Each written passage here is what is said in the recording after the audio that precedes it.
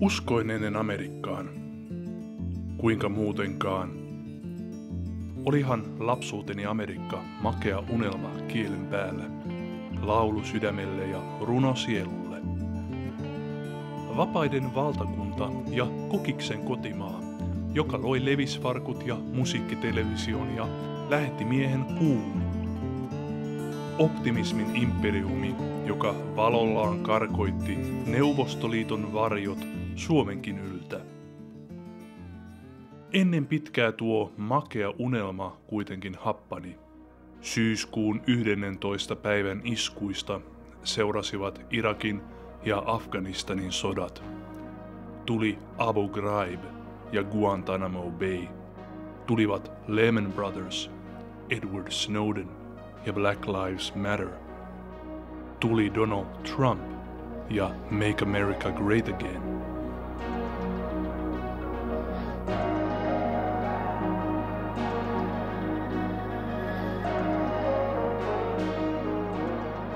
Kuten kaikki eurooppalaiset olen Yhdysvaltain kulttuuriimperiumin alamainen.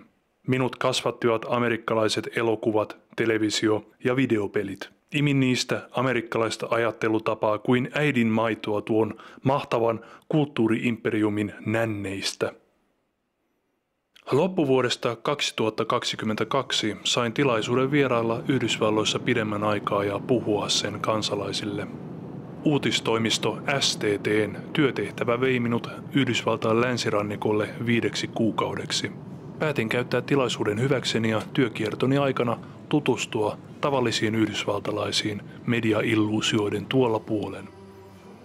Tämä dokumentti on matkapäiväkirjani Amerikasta ja sen kansasta. Halusin saada tietää, vieläkö amerikkalaisilla on luottoa maahansa ja sen paikkaa maailmassa. Ja vieläkö he uskovat amerikkalaiseen unelmaan. Ennen kaikkea tämä dokumentti on yhden ulkomaalaisen näkökulma tähän maahan, johon mahtuu kaikki mahdollinen ja mahdotonkin. Se on yhden siirtokunnan alamaisen näkökulma tähän kulttuuri-imperiumiin, joka kauan sitten kolonisoi hänen mielensä ja kielensä, kuten se on tehnyt meistä useimmille.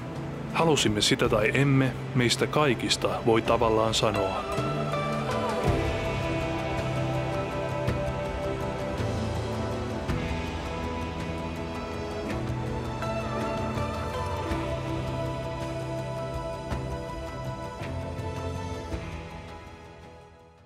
There's no war on homelessness, is there? Nah, no war on homelessness. You know why? There's no money in that problem. There's no money in that problem. You could find a solution to homelessness where the corporate swine and the politicians could steal a couple of $1 million each. You'd see the streets of America begin to clear up pretty goddamn quick. I'll guarantee you that. I will guarantee you that. Ensimmäinen määränpääni Amerikassa on sen ajatusten imperiumin sykkivä sydän, Hollywoodin boulevardi, jossa amerikkalaiset unelmat punottiin.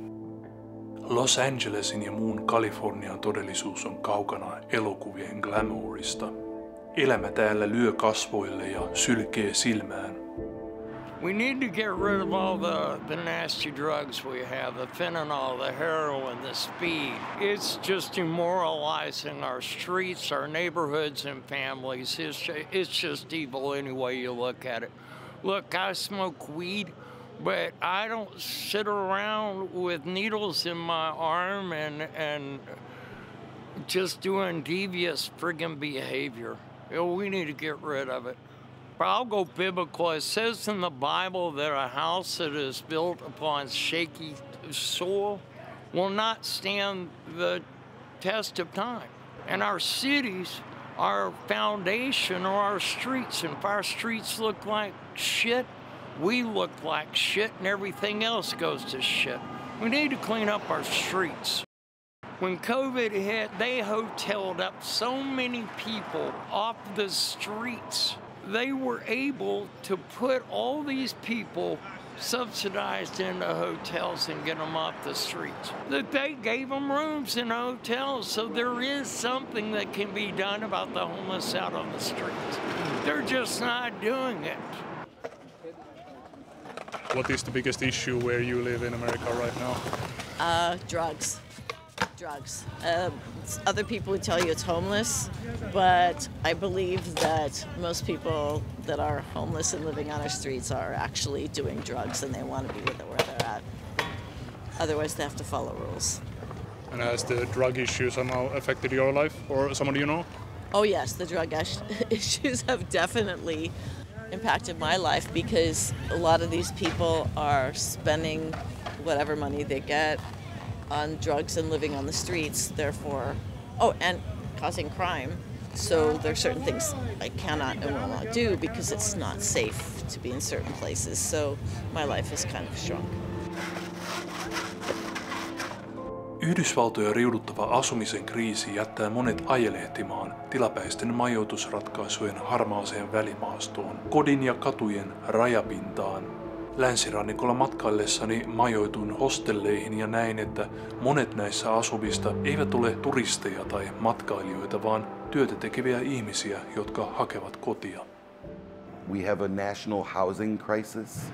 People such as myself, that's why I'm here speaking to you. We're in a hostel.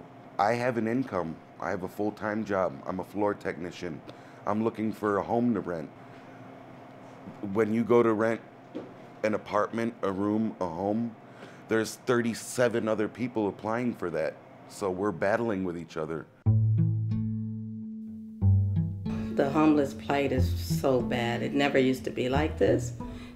We've taken on like a third world country attitude with the homeless. I always knew America was looking out for the underdog and the people who were not doing very well. And now America has changed. And I think a lot of people I don't know how to take care of themselves now.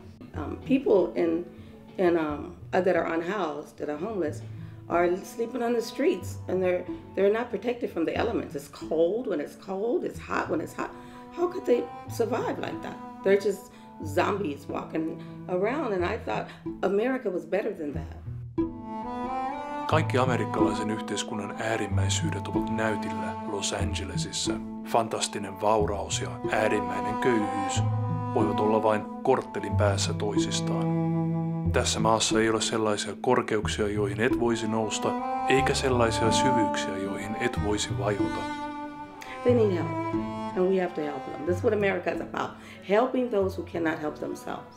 And that's what made our country great, and it seems to have gone. I don't understand it. So you think the country is on the wrong track for the future? I do. Not until we solve this homeless problem. They need help. Some people do not know how to ask for help. I do not, however, like seeing homeless persons or any persons on the street, especially in America. America is the richest country in the history of the world. But no one should be homeless or living on America's streets. No one. Amerikkalaisten suhde valtioon on erilainen kuin eurooppalaisten. Yhdysvaltain kansallinen ideologia nojaa ajatukseen, ettei valtion pidä pitää ihmistä kädestä, mutta ei myöskään pidätellä tätä elämässä. Tästä syystä monet asiat, jotka eurooppalaisten mielestä kuuluvat valtion tehtäväksi, on Yhdysvalloissa jätetty yksityisten hyväntekeväisyysjärjestöjen käsiin. Tällaisiin kuuluu kristitty järjestö Union Rescue Mission, jonka tiloissa vierailin Los Angelesin keskustan pahamaineisessa Skid Rown kaupungin osassa, jossa asuu yksi maailman suurimmista kodittomien keskittymistä. Vieraillessani oli käynnissä järjestön vuotuinen joulutapahtuma.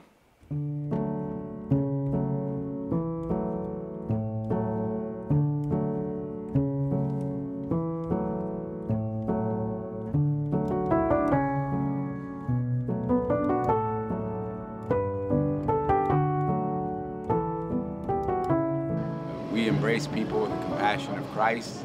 We never turn away a family who comes to us in need of shelter. Never turn away a woman. How could we, with so much danger on the street? And we feed 3 meals a day to everybody who lives under a roof and everybody who comes to our door for lunch. What do you think is the biggest issue facing Los Angeles right now? Homelessness, no doubt. Skyrocketing street homelessness. There's no metropolis in the country that even has 1/10 of the number of people on the streets that we do, and There's no other metropolis that's ever had as many people homeless in the history of the United States as Los Angeles does right now. There are solutions, and it's called getting people inside immediately, surrounding them with recovery programs, mental health counseling, and then moving to innovative, affordable, immediate housing for 200 and 300 square feet with a bathroom and a kitchen, rather than waiting for 4 years to develop very expensive housing with a free flow of alcohol and drugs. We don't believe in the free flow of alcohol and drugs. We focus on recovery. And if we look at the big picture, what do you think is the biggest issue facing the country right now? Division, families disintegrate or burn every bridge. I think we're in danger of our entire country dissolving in our dividedness.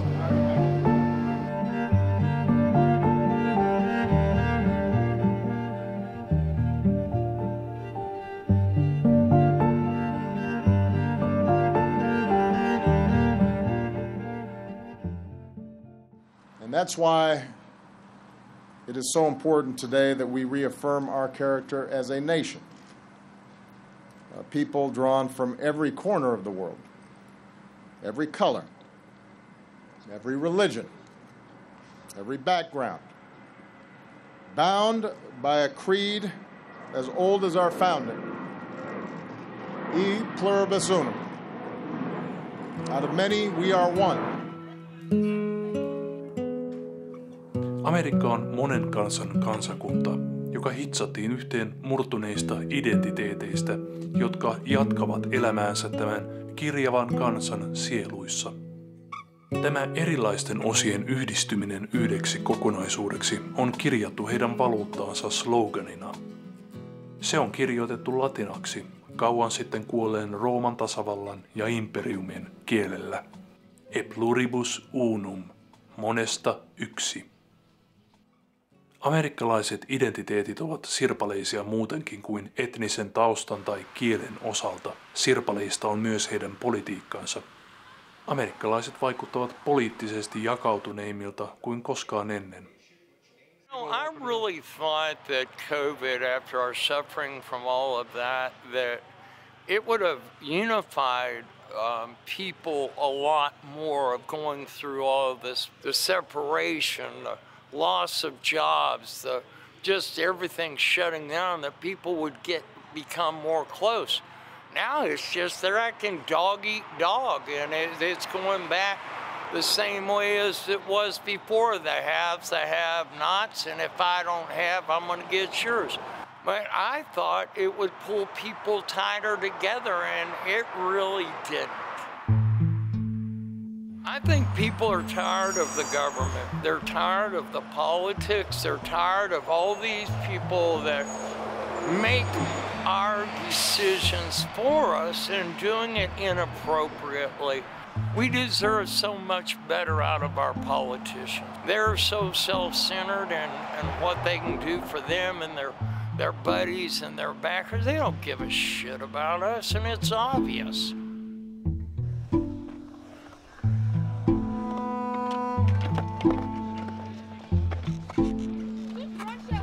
I think a two-party system needs to change because these politicians are so at each other. When the two parties started calling each other names and fighting, it really lost my attention personally. Oh, we got two political parties. It doesn't make a lot of sense, a lot of things. I mean, I was out of the country for 24 years. I came back and it's a hot mess here. In Europe, you sit down at a cafe table, you can talk about whatever you want, everything's a discussion. Here, you got to take a side. Either you're conservative or you're liberal, and all of them are bad. I think basically everyone needs to back off just a bit. You know, it's like you've got a tremendous tension. What I've usually found is when you've got people who are that polarized, if everyone backs off their position just a bit, everything gets better.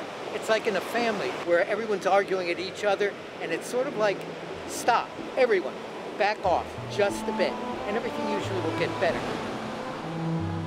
Tämän päivän kiivaimmat amerikkalaiset taistelukentät kuuluvat kulttuurisodille, joita käydään kirjavista aiheista kuten transihmisten oikeuksista, drag-artisteista ja lasten seksuaalikasvatuksesta kouluissa. I do not wish to put my child in the public school system in California. I would like my daughter to be homeschooled. In the state of California, they are pushing radical beliefs on children within the public school system. They're teaching young children about transgenderism. I understand the point behind it. They want everybody to be accepting of everybody, but you do not teach young children about sexuality. You wait until they're at least in junior high school.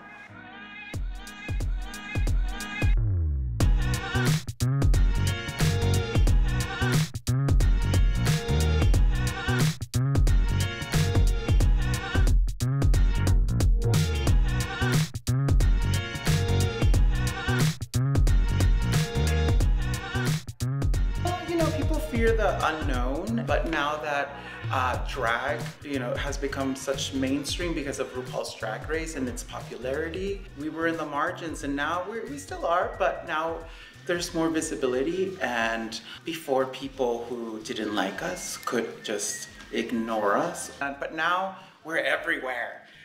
We're on TV, we're on podcasts, we're in libraries, at museums. We're taking over the world, and they just can't handle it. San Franciscon seudulla asuva Persia oli yksi ensimmäisistä drag-artisteista, joka luki satuja lapsille. Nämä Drag Story Hour-tapahtumat ovat sittemmin levinneet valtakunnalliseksi ilmiöksi, ja ne ovat monin paikoin joutuneet äärioikeistolaisten ryhmien maalitauluksi. It's a very touchy subject for me in particular, because I am an educator and because I am a drag performer. Are you more afraid of extremist violence than before? Yes, but just because I'm afraid does not mean that I'm gonna stop doing what I do. Because I think at the end of the day, that's what they want. They want to just instill fear on us and then make us disappear. But guess what? We look fabulous, we're amazing, and we're not going anywhere. So, like I always say, you can be in a dark box, but glitter always shines, no matter how small it is. So, no matter how dark it gets, we're still gonna shine. So, bring it. Transfobia ja drag-artisteihin kohdistuva viha ovat nykyajan trendikkäitä vihapuheen muotoja, jotka täyttävät sosiaalisen median viemäreitä, mutta vanha kunnon rasismi ei ole kadonnut Amerikasta minnekään. The race relations, I think, have taken a big back step. Remember, I'm 62, so where I grew up, everybody was a different mixture of race, religion. It was a fabulous mixture, and things have just changed, and I'm not quite sure why, but I think people have separated each other more than any other time that I've seen in history. I don't quite get it. I think people are just people. I was taking a bus, a train ride, and there was a lady. She says, I don't talk to the ends. The word. She was talking to the Latino people, she talked to the Japanese people, but she wouldn't talk to me because of my skin color. She despised me because of my skin color. And that was the first encounter I had I've been here all my life. I've never experienced that in Los Angeles. Because this is a melting pot where people come from all over to be something. And so I said, we really have gone backwards. How dare the racist people come out of the closet? Ever since Donald Trump, they're all coming out. They just feel free to come out and be racist. I find it appalling people are still racist. We're so mixed blood these days. I'm a mud baby myself. We're so mixed blood. There's no reason for all this bullshit.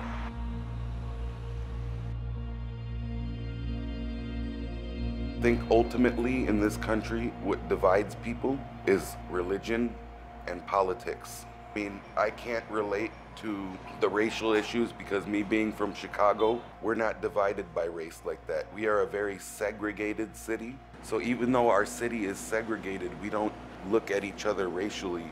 But no matter where you go in this country, two things, religion, politics. That is what creates the most divisiveness in this country. America is, we're tribal. I can't say there are just two sides. Most of it had to do with the former president and his rhetoric. I don't think there's been a president in the United States of America that's caused such a great divide. Whether you like Mr. Trump or not, it's the truth. He brought a whole new face to politics. He is not a politician, he's a businessman. That's why he speaks the way he speaks. Donald Trump made more people who never really cared about politics become involved. He really changed the game. Amerikkalaiset ovat kirjava kansa paitsi taustoiltaan ja poliittisilta ideologioiltaan, myös tavoiltaan katsoa maailmaa. Heidän jaettu todellisuutensa on pirstaloitunut ja heidän puhuessaan ei joskus voi uskoa, että he elävät yhä samassa maassa. I have to say I have a hard time defending the liberal stance because it's so violent. When I first came back, I mean, all the riots and stuff and burning city, towns and, you know, all the stuff, calling mostly peaceful demonstration. I mean, come on. What we saw on January 6th in America should never have happened, and hopefully it will never happen again. As the January 6th Commission determined, all of it was caused by one person, and that person just happened to be the former president, Mr. Donald Trump. Yes, you probably could make conservatives violent, but if you ever got them violent enough, that you would probably have a big problem. Because most conservatives are people that have assets, that have families, that have values. I mean, you say conservatives haven't been violent yet. What about January 6th? To be honest, a bunch of old people with signs going into a government building, which they probably paid for. I mean, nobody, ever took over a government without a gun, so that's kind of an interesting thing. I sat there for months watching, cities being, attacked by Antifa and Black Lives Matter and everybody else, breaking down stuff, interrupting all the people trying to work to feed their families. And what? That's peaceful demonstration. A bunch of old people with signs march on the Capitol, people that pay taxes, and this is an insurrection. Come on. Some people have been afraid of a second American Civil War. Well, with 430 million firearms in public hands, I would say that it won't be a long war. Because there are certain segments of the population, 1 or 2%, that cause more than half of all the crimes. And it wouldn't take long for a very angry portion of America to eliminate them.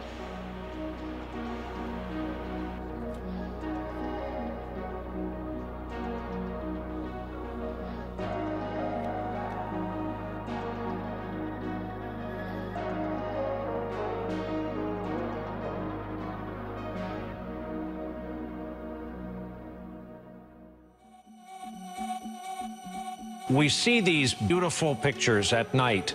I am tempted to quote the great Leonard Cohen, "I'm guided by the beauty of our weapons."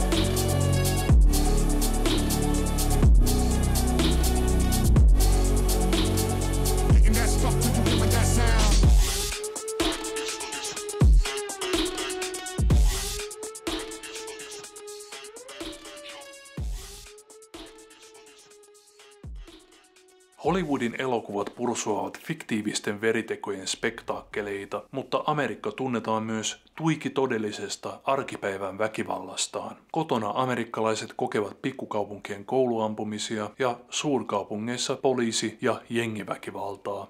Ulkomailla Yhdysvallat tekee ilmaiskujaan pieniin aavikkomaihin ja kauppaa aseitaan ympäri maailman. Väkivalta on Amerikan menestynein vientituote. Yhdysvaltain siviiliväestö on maailmanhistorian raskaimmin aseistautunut ja Yhdysvaltain sotilastukikohdat ja lentotukialukset voivat kohdistaa murskaavaa väkivaltaa mihin tahansa maailman kolkkaan. Tuskin mikään on niin periamerikkalaista kuin verraton kyky tuhota kanssaihminen ylivoimaisella tulivoimalla. I'm very pro-military power. Sorry. In other words, you've got to be able to defend your own country. You know, this idea that you can be in a world that's as dangerous as it is now and not have the ability to defend yourself is not good.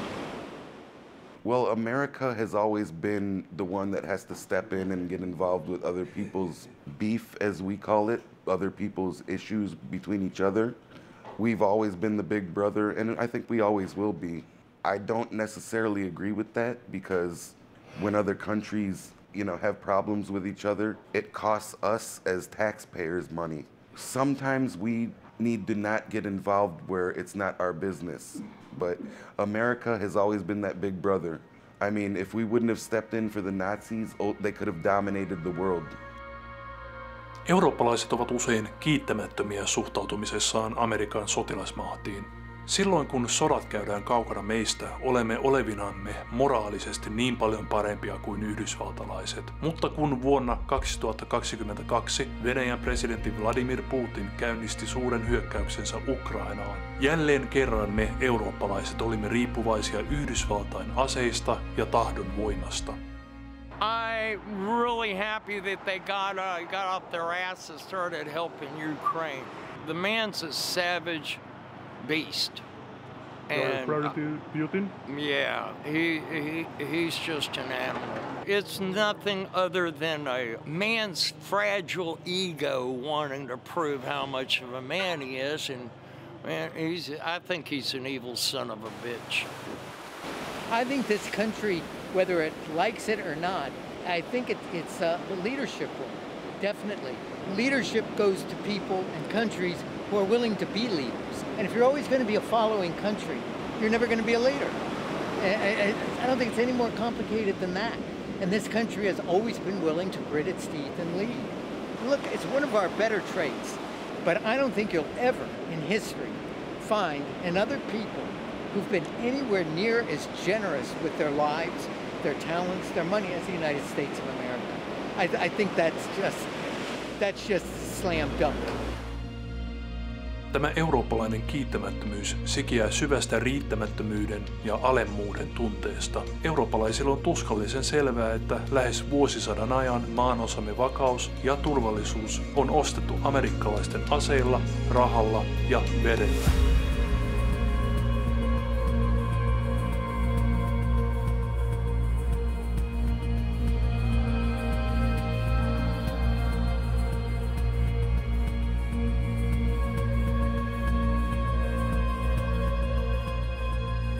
Siihen nähden, kuinka omistautunut Yhdysvallat on roolilleen maailmanpoliisina, on outoa nähdä, kuinka turvatonta elämä voi olla sen tavallisille kansalaisille. Ei tarvitse etsiä kovinkaan pitkään löytääkseen yhdysvaltalaisia, joiden elämää väkivalta on koskettanut. Growing up in an inner city neighborhood in the United States, specifically Chicago, is certainly rough. I've lost a lot of friends due to street activities. I have another friend, his name, well, I'm not gonna say his name, but he was called Negro. And, he was walking down the street at night and a car full of ops, his opposition, caught him walking down the street and they chased him into a dark alley and they beat him with bats. And I mean, his head, when he was in the hospital, this was over here. I mean, his whole head was split open. They tried to operate, and the next morning he was gone. I've been jumped. I have a scar in my hand, so I've personally experienced it. But I've lost a lot of good friends. It's just part of life. America has a lot of mass shootings. You're not safe anywhere anymore. You go to school and get shot, you can go to church and get shot, you can go to Walmart and get shot. Jokaisen kouluampumisen ja massamurhan yhteydessä Aselait nousevat jälleen julkiseen keskusteluun Yhdysvalloissa, mutta asialle ei koskaan oikein tehdä mitään. Siitäkin huolimatta, että kyselyissä enemmistö kansasta kannattaa jonkinlaista reformia maan aselakeihin. Ampuma-aselait menevät monen mielestä amerikkalaisuuden ytimeen. Oikeus puolustaa itseään tuliaseella nähdään rikkumattomana. Guns don't kill people, bullets and assholes do. And I mean, they want to disarm everybody. Look, they disarm decent, good people, then crazy maniac bullies with weapons run around doing whatever they want. We need to stay armed. We'll call the police. Shoot, sometimes call PD. They don't even show up. And it takes 45 minutes. Wait, don't do anything. Wait till they get there. Well, screw that. If somebody walks, if I'm in my house and somebody breaks in, I'm shooting the motherfucker. Sorry.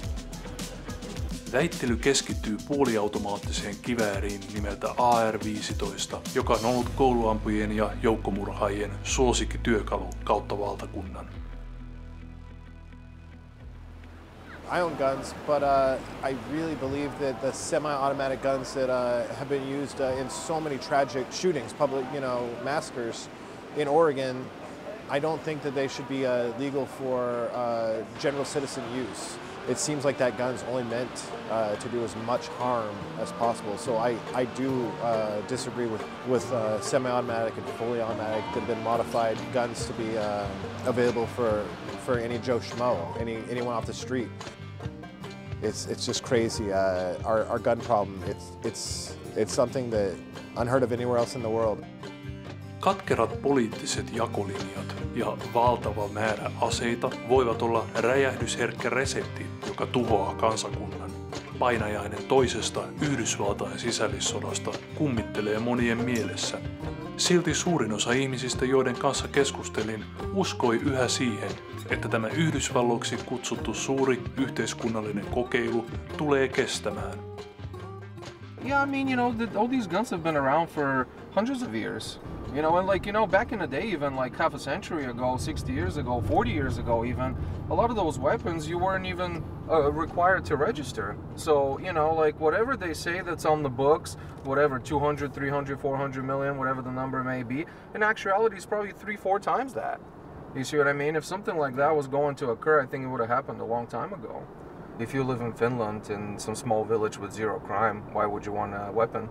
But when you live in a major US city where people are shooting each other every day, and you live in a not so fancy, not so plush neighborhoods, you may consider sometimes a weapon to defend yourself in your house, yeah. It's, even though it's a good place to live, I think, the crime here is pretty rampant nowadays. It happens every single day, robberies, murders, home invasions, things like, the statistics. But it's a great country. I love it. It's a great place to live. I would live here rather than just about anywhere else on earth. Oh, I don't think there will be a civil war like that. The country is practically structured differently. Occasionally you get people saying, well, this state is going to succeed from the union, etc. But there's just too much interconnections, I think, really. Not just family or anything, but I think more importantly, just economic. It's like one state really can't go it alone, even though things can get bad. As I said, I remember the late 60s in this country, and I think that was definitely worse. We had people rioting in the streets. It was much worse, and we got through it. It was a rough time, but we did get through it. And I think we'll get through this too. The problem is the rhetoric and the way that people talk about it. There are groups of them and their followers who talk about it almost not excitedly, but it's a matter of time. And if you're not ready, you're just playing ignorant and you're hiding your head under a rock or whatnot. I'm fearful because I have heard people just talk about being ready. The majority of us do not want civil war and believe that we're not going to have it because we understand what that is. And the people who want to have a civil war, their information is built on conspiracy theories. I'm optimistic for the future. My future, my individual future, and the future of the younger generation and America as a whole and the rest of the world. We can exist. We can't just be an island in the world. We need our allies and we need the world to be, to just be better. All of these things I see with Mr. Putin and Ukraine and what's going on in Iran and what's going on in Afghanistan with the Taliban outlawing education for women. All of these things that's happening in the 21st, it's all been done before. It doesn't work. Your greatest resource in any nation are your people. All of them. Not the diamonds, not the gold, not the oil, not the currency. It is your people. Because without your people, those things are just things. America's not perfect. There's not a perfect government. There's not a perfect nation. But hopefully we're all trying. So let's learn from history and let's learn from one another and be greater as the higher order species of animals on the planet. Let's just try to get along better.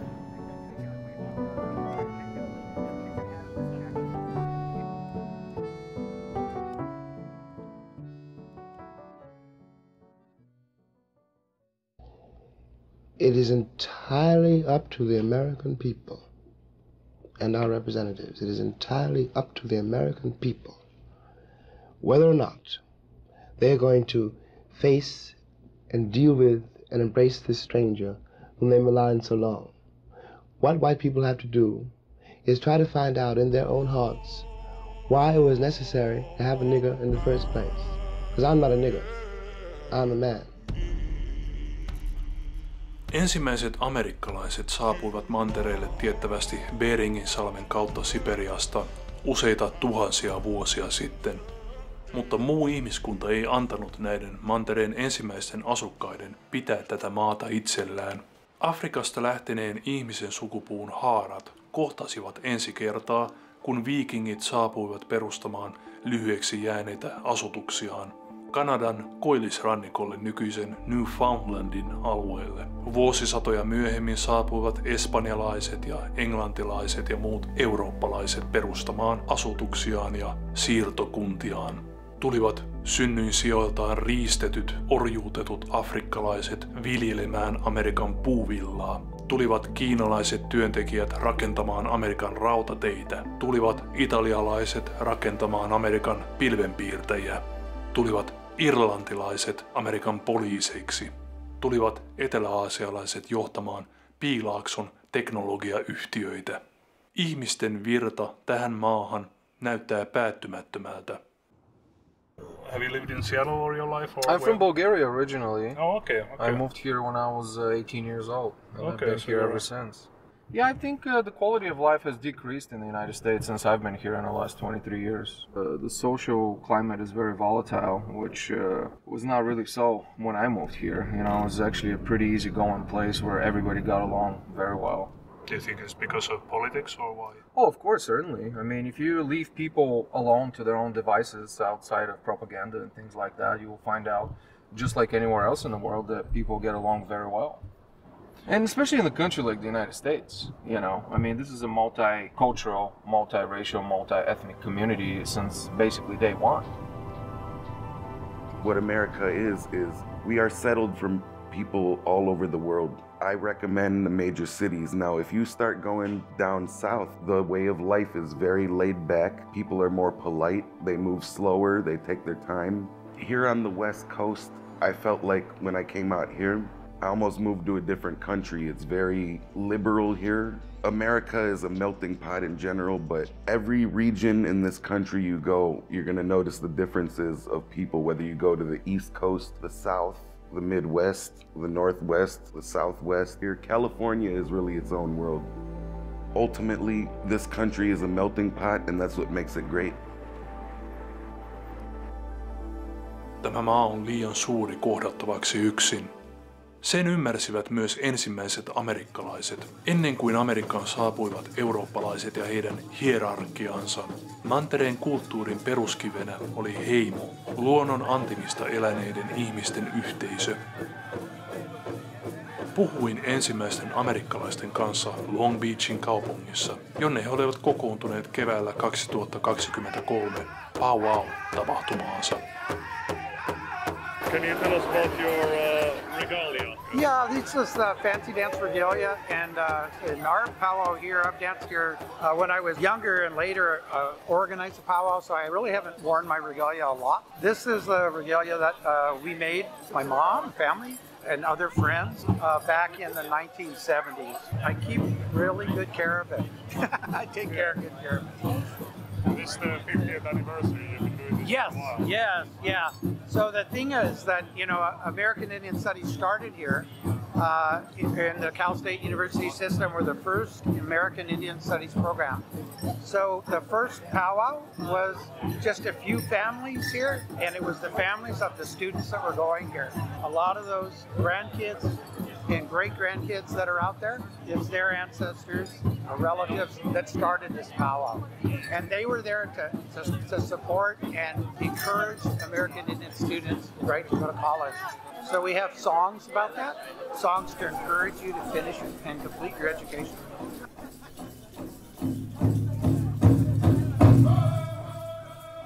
Moni ensimmäisistä amerikkalaisista kutsuu itseään yhä intiaaniksi, vaikka se onkin Christopher Columbuksen erehdyksestä syntynyt ulkopuolisten keksimä nimitys valtavalle kirjolle Amerikan alkuperäisiä kansoja. Seattlessa vieraillessani haastattelin Diné-kansan laulajaa Arlie Neskahia, joka kertoi minulle siitä, kuinka jopa hänen heimonsa tunnetaan paremmin nimellä, jonka keksivät ulkopuoliset. The majority of my people, they still use the term that was given to us by others, which is the Navajo Nation. My personal self, my first identity is as a member of the Diné Nation. In our language, we have a term for us, who we are. It's called Nihokot, the earth surface people. When I talk to people in today's society, I will say I'm Native American. I'm Native, and I'm also part of American society. But the word Native to me still has a meaning that we are born. I am born of this land. As in our creation stories, we come from this earth, and this earth is us, and we are of this earth. When I grew up as a kid, I called myself Indian. When I got to school and found out about Columbus, then I knew right away it was a mistake. I began to learn then who we were. I asked my dad one time, what does Navajo mean? And he said, I don't know. And I said, what? He said, no, I don't know. Why? He says, because it's not our word. Then he said, our word, we call ourselves Diné. So then, ever since I learned that from my father, I was probably in my early teens, then I started leaning towards that. Amerikkalaiset painivat aina kielen kanssa, ehkä keinona prosessoida historiallista syyllisyyden tuntuaan. Juuri intiaanit ja mustat amerikkalaiset silkalla olemassaolollaan muistuttavat heitä tästä. Heidän ei sallita unohtaa maan perisyntiä, sitä, että sen rakensivat varastetut ihmiset varastetulle maalle. It seems to be almost like a spiritual wound when you're living on lands that originally were not your own, and you took them by means that were brutal and that were savage, and through acts of genocide towards my people. It's hard to meet us. It's hard to see us. It's hard to hear our voice. And so these people I was talking to today, they were black people who worked for the city. And they said, yeah, it's kind of the same way with our people, got stolen from other lands. And gosh, all the people here who enslaved our people, they got free labor. They got free labor to build a whole society. And I said, yeah, that same thing right there. There's a wound that exists deep inside, I believe, near the spirit. And it's hard to face that. It's what do you do about that? Part of it has been to try to cover it with the glory of America and all that it is and all those things. But I always tell people we're the conscience of America, because we always know the truth, and we know what actually happened. Do you feel bitterness towards white Americans, towards what was done to your ancestors and other natives here? I went to public school on our reservation. So this was in the 60s. So it was a public school on our reservation. They taught classic American history. In fact, when Thanksgiving would come around, we dressed like the Pilgrims and the Indians. It's so crazy to even think about it. It's just so bizarre when I think back to those days. It's like surrealistic. It wasn't until I went to college that the professors at college where I went began to tell the truth. And they brought out the reality of all the atrocities and massacres and things that happened to our people. And it was at that point, then, oh my gosh, if you would have been around me, it'd been a different story at that time. I was very angry. I was very furious. I had hate and for what happened to our people. And I'll tell you what happened was I got connected to our culture and our cultural ways and teachings. I'm very glad for that. And during that time, then I was able to begin to attend ceremonies. What I saw when I went to ceremonies, I saw our elders praying and putting down offerings in a sacred way. And they would pray for all the people. And they would pray for the white people too. Then I got mad again. What are you doing? Don't you remember what they did to us? How can you do that? And I remember I was disgusted and walking out of those ceremonies the first time I saw that, like, oh man, what's going on here? This is crazy. But I was drawn to it, and I went back and I saw again the vision, the mind that our elders had, the desire for harmony and balance in all things, for all. And that changed me. I'm very glad for that. Because had I not been exposed to that, who knows? I might be gone now, you know. Could have died in some kind of crazy violent way. Probably doing violence to others. Amerikka yritti parhaansa mukaan hävittää jäljet alkuperäiskansoistaan, pakottamalla heidän lapsensa kouluihin, joissa heidän hiuksensa leikattiin ja alkuperäiskielet kiellettiin. Tässä ei kuitenkaan onnistuttu. Nykyään Arlene Scahi ja muut heimojen vanhimmat opettavat nuoremmille sukupolville heidän perinteitään. Pääsin seuraamaan tällaista tilaisuutta koulurakennuksessa Seattlessa. Alright, so we're going to just sing a song or two, and then we'll go over and we'll have Nancy's getting our stuff ready to work on. So these are real short, pretty easy to learn.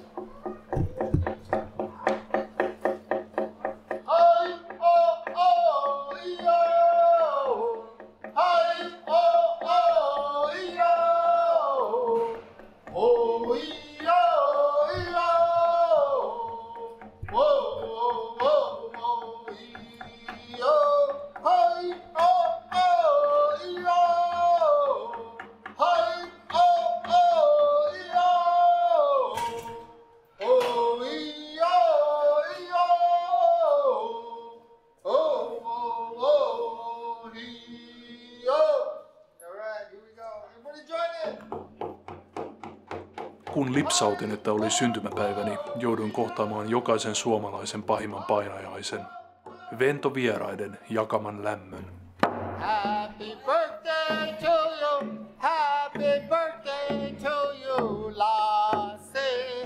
Happy birthday to you, ya oh,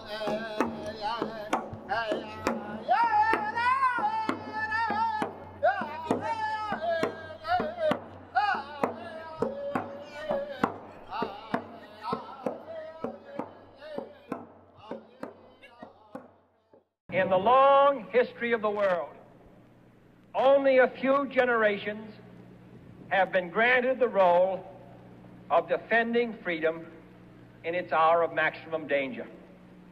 The energy, the faith, the devotion which we bring to this endeavor will light our country and all who serve it. And the glow from that fire can truly light the world. And so, my fellow Americans, ask not what your country can do for you, ask what you can do for your country. Kyky unelmointiin on universaalin ihmisluontomme peruskivi, mutta se on myös erityisen amerikkalainen hyve. Amerikkalaisten rinnassa sykkii liki ehtymätön unelmien lähde, joka pulppuaa kaiken järjen ja todennäköisyyksien vastaisesti. Vapaana kyynisyyden taakasta amerikkalaiset jatkavat unelmointia paremman huomisen puolesta. Se on heidän kansallinen eetoksensa. Amerikan unelma on käsite, jolla on liki mystinen vetovoima myös maan ulkopuolisiin.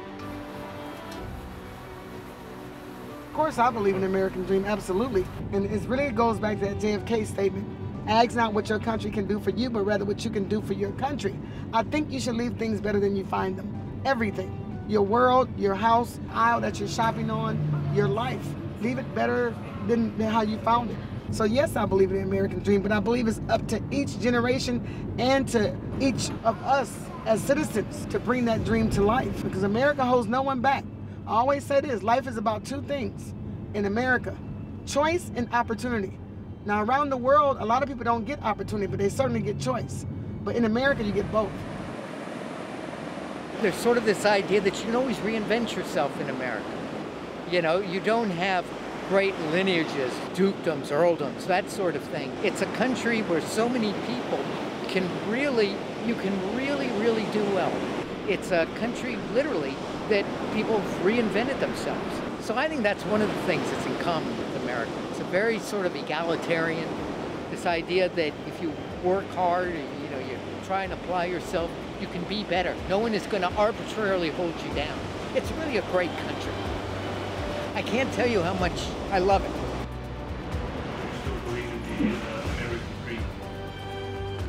Absolutely. So these people who come here for the American dream, even though we're struggling with our inflation as a society, we're still better off than a lot of the world. When they come here, they still find themselves happier because they have more opportunities. And even though our society is not thriving as much as it once was, there's still a lot of opportunities here. Keep a broad mind for the United States of America. We are a great country. Ultimately, Americans are good people. Not all of us are what you see on the news. And for anybody that wants to come here, I wish you well. I think the American dream for me is just waking up every day, you know, trying to be happy, trying to find a good use of my energy. I get up pretty easy. I just feel good. I love the game of life. I'm not the best at it, but I'll never get a high score, but I'm going to keep playing every day. I'm not sure if Americans have almost a Hollywood ideal or expectation of what happiness or what their lives should be. You see it in media and in Hollywood, you know, well, this is what happiness looks like, or this is what love looks like, or this is what wealth looks like, and I'm not sure if that creates a false reality. I think the American dream is very much a real thing. You know, the great thing about this place is that if you work hard, if you have a little bit of smarts, whether it's book smarts or street smarts, or you just have like a savvy entrepreneurial spirit, you can go all the way here. So that's what I like about it. The sky's the limit here. The opportunities are wide open. This is a country that incentivizes business ownership. So yeah, I think it's a very fair system where, and you see it all the time. There are people that come here from, you know what I mean, Namibia, and are millionaires in like 2 years. I think it's easier here to make a dream happen just about anywhere else in the world. The American dream? Well, everybody's entitled to their American dream. My American dream is to just be happy. Most people believe the American dream is to be rich. I don't believe that. I think that being happy is dream enough, and not wanting and sharing. That's perfect for me. Do you believe in the American dream? Not really. To be honest with you, I just don't. No, I don't even know what the American dream is. The white picket fence, the husband and the dog and the children. Nah, that's a fantasy. No. And this is the land of make-believe. Everybody's got their cross to bear and their issues. Everybody. I mean, there's people who are really big time and they make a lot of money and they go kill themselves. Like, what's that all about? So my issue is like, I'm not trying to kill myself. I'm not trying to be homeless. I'm just trying to survive and be happy, and I want everybody to feel joy in their heart. Amerikan unelman moraalinen perusta on ajatus siitä, että jokaisella on yhtäläinen mahdollisuus tavoitella onneaan ja rikkauksiaan Yhdysvalloissa. Tämä on kuitenkin ristiriidassa yhteiskuntaluokkien ja periytyvän varallisuuden todellisuuden kanssa. Kaikki eivät tule menestymään, työskentelivät he kuinka kovasti tahansa. Well, growing up on a reservation as a kid in the 60s, of course I heard about the American dream, and I'd watch the TV screen, and I'd see suburban houses with white picket fences and all of that. And then I'd look at where I lived, like, we didn't have that. As I grew older, went to school, I became a very good student. I was a scholar, and I was also an athlete. I was the captain of all my athletic teams all the way through. I was the first chair position in band. I was in the National Honor Society. I was like the all-American boy. To me, then, hearing about this thing of American dream, you know, you could be successful and have all this stuff to be, I was like, man, I'm set. I'm on my way. And I was ready to get into college and go through that. And so it was like, okay, let's go. But found out really quick, it's not materializing. And I found myself as a Native man at a certain point with a small family to start to loathe myself, because I saw my friends that I graduated with having nice cars. I saw them even buying homes. I saw them beginning to accumulate wealth. I was raising 2 kids from paycheck to paycheck. What do they have that I don't have? Because I kicked their ass in school. I kicked their ass in class. know I'm smarter than them, and they never beat me in anything that we went to, but look at what's happening. So I didn't understand and had no training in the American system of wealth. It wasn't until later I married a lady who was an Anglo lady, and I learned from her one day. She got a call. She was all excited, and so she was talking really frantically, and I said, "Who is that?" "Oh, it's my sister." "What are you guys talking about? You sound pretty concerned." She goes, "Yeah, our auntie died away. Our auntie passed away." "Oh, okay. Well, why are you guys really kind of arguing or whatever?" She goes, "Well, our auntie was really rich, so we're trying to figure out who's the favorite because we know they're probably going to get her inheritance." Whoa, so I learned really quickly about inheritance, and it's a big, serious deal. We don't have inheritances. I'm not going to really pass any wealth, money down to my children. My children are in a place where a couple of them have the opportunity because they have purchased homes, and I tell them that, whoa, you guys have done something that I never did, and you have a chance to break a cycle of poverty by this wealth system that America has. This wealth system that was passed down through generations. That's when I found out.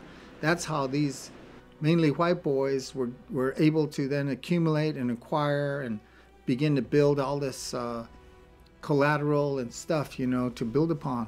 And once I understood that, it was very helpful to me. Then I was able to unwind myself from the shame and understand, wow, there's a wealth system that's at play here. For my people, especially for our men, that's one of the triggers that kind of leads into desperation and depression and also despair and addictions and things like that. How come, So as I did that, then I realized that the likelihood of me having the American dream probably wasn't going to happen. Kun eurooppalaiset ensi kertaa kolonisoivat tämän maan, he kohtasivat alkuperäisväestön parissa sellaisen sosiaalisen järjestyksen ja elämäntavan, jonka he itse olivat jättäneet taaksensa jo tuhansia vuosia sitten. Eurooppalaisten maorien jälkeläisille tämä metsästäjä-keräilijän elämäntapa vaikutti radikaalin vapaalta ja tasa-arvoiselta. The American dream to me has a lot of its roots in us as indigenous people. Because when the people came from the other land, they came from thousands of years of living under empires. And so they had kings and other people who dictated their lives and what they could do, what they couldn't do. When they came here, then they found us. We're just living.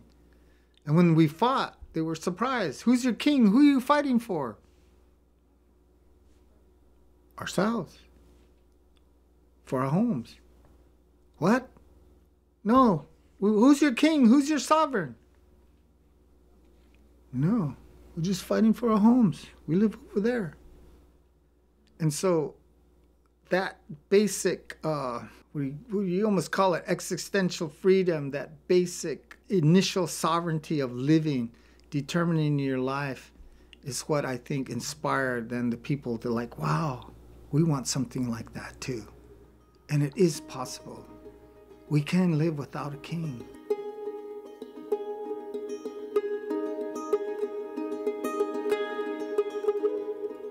Jokin tässä maassa kuluttaa ihmistä. Se hyökyy päälle luonnonvoiman lailla. Mitä enemmän aikaa vietän Amerikassa, sitä vaikeampi on muodostaa mielipide siitä. Jokainen inhimillisen potentiaalin ulottuvuus on tavoitettu tässä maassa. Kaikki se kauneus ja kauheus siinä, mitä kansakunta voi olla. Matkallani lipsuun usein epätuottavaan ikävystymisen tilaan. Tämän ponnistukseni mittaluokka oli niin valtava, että se lannisti minut ja kyseenalaistin, että miksi minä tähän nyt ryhdyinkään. Mitä toivoa on yrittää vangita kokonaisen suuren kansakunnan luonne yhteen dokumenttiin? Jahtaan jotain, jota ei voi määritellä. Tunnen itseni ikään kuin ajopuuksi, joka ajelehtii merellä, toivoen, että jonain päivänä se päätyy määränpäähänsä. Mutta niin ei tule tapahtumaan, koska meri ei välitä. Ehkä tämän todellisuuden tajuaminen on amerikkalaisten menestyksen salaisuus. He ymmärsivät, että he ovat itse oman kohtalonsa herroja. Sellaisen radikaalin vapauden hyväksyminen vaatii tietynlaista hulluutta, jonkinlaista irrationaalista toivoa paremmasta huomisesta. Kaiken järjen valon ulottumattomissa yhdysvaltalaisten sydämissä sykkii yhä tuo hurmaava ja kammottava Amerikan toivo.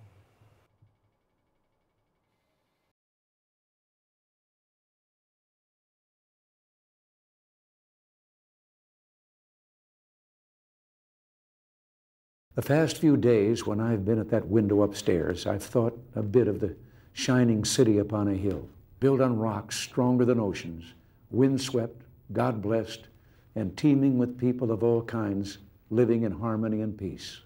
And if there had to be city walls, the walls had doors, and the doors were open to anyone with the will and the heart to get here. Olisin itsekin voinut olla amerikkalainen. Elämäni polussa oli sellainen haarauma, jonka kohdalla jos vanhempani olisivat päättäneet toisin, niin minusta ja perheestäni olisi saattanut tulla Yhdysvaltain kansalaisia.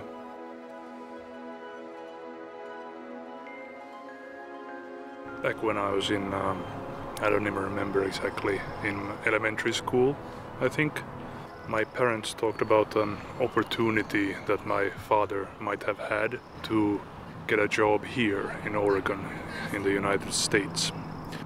Nothing ever came of it, and to this day I don't really know if it was a serious opportunity, but I often wonder what it would be like to meet myself from that alternate dimension where we moved to Oregon, where we became Americans. Portlandin kaduilla kävellessäni leikin ajatuksella, että törmäisin tähän toiseen itseeni, jolla olisi takana toisenlainen elämä, tähän amerikkalaiseen minääni. What would that person be like, that Larry Lapintie, who grew up into adulthood in America, possibly became a citizen of the United States, whose formative years were spent perhaps in this very city in Portland? Olisiko hänellä samat liberaalit ja epämääräisen vasemmistolaiset aatteet kuin eurooppalaisella minälläni, vai Olisiko hän kenties asetta kantava kristitty konservatiivi tai vaikka radikaali anarkisti? Is a man's character more based on nature or nurture? Did America shape Americans? Or was it the other way around? Did Americans shape America? Amerikka heijastaa maailmaa, kuten maailma heijastaa Amerikkaa. Onhan Yhdysvallat kansakuntien kansakunta, tämän aikakautemme ainoa aidosti kosmopoliitti-yhteiskunta. Uskon todella, että kaikessa kauneudessa ja kauheudessaan Yhdysvallat on tämän ihmiskunnan tulevaisuuden paras toivo. Tämä ajattelu tunnetaan amerikkalaisena ekseptionalismina. Sen mukaan Yhdysvalloilla on erityinen paikka tässä maailmassa ja vastuu sen tulevaisuudesta. Tämä ajatus on kantanut hedelmää monina suurina siunauksina ja vitsauksina muulle maailmalle. Minkä Amerikka kylvää, sen muu maailma niittää. Sekä hyvän että pahan hedelmät. Amerikkalaisen ekseptionalismin ajatus kiteytyy sanontaan, jota poliitikot usein siteeraavat. Sen mukaan Amerikka on maailman valo ja kaupunki kukkulan päällä, jonka on johdettava maailmaa esimerkillään vapaan maailman johtajana. Olen seurannut Yhdysvaltoja koko elämäni ulkopuolisena ja nyt muutaman kuukauden lähietäisyydeltä, mutta en silti osaa sanoa, onko Amerikan imperiumilla ollut mielestäni enemmän myönteinen vai kielteinen vaikutus tähän maailmaan. Amerikan massiiviset munaukset ja pahantahtoiset rikokset, kuten Irakin ja Vietnamin sodat sekä maan monet synnit latinalaisessa Amerikassa, ovat jättäneet maailmalle inhottavan perinnön. Kaikesta tästä pimeydestä huolimatta en sydämessäni osaa kuvitella, että maailma olisi parempi paikka ilman Amerikkaa ja amerikkalaisia. Mahtoikohan silloin Jeesuksen päivinä 2000 vuotta sitten joku matkalainen ajatella samoja asioita Rooman imperiumia reissatessaan? Olivatko hänen tunteensa aikansa supervaltaa kohtaan yhtä kaksijakoiset? Onko kaikki se brutaalius, väkivalta ja epäoikeudenmukaisuus, joka liittyy imperiumin ylläpitämiseen, kuitenkin perusteltavissa, jos sillä pidetään kaos loitolla ja maailmassa on jonkinlainen järjestys? En Yhdysvalloista lähtiessäni ollut juuri hullua hurskaampi. 5 kuukautta ekspatina ei riitä näin valtavan maan ymmärtämiseen. Siihen ei riittäisi edes 5 elinikää. Varmuudella voin kertoa vain sen, että ne amerikkalaiset, joita tapasin matkani aikana, ovat kaukana niistä karikatyyreistä, joita usein näemme mediassa. Tapaamani amerikkalaiset olivat viisaimpia, ystävällisimpiä ja kiehtovimpia ihmisiä, joita minulla on ollut kunnia tavata elämäni varrella. En ehkä usko Amerikkaan, mutta uskon kyllä amerikkalaisiin.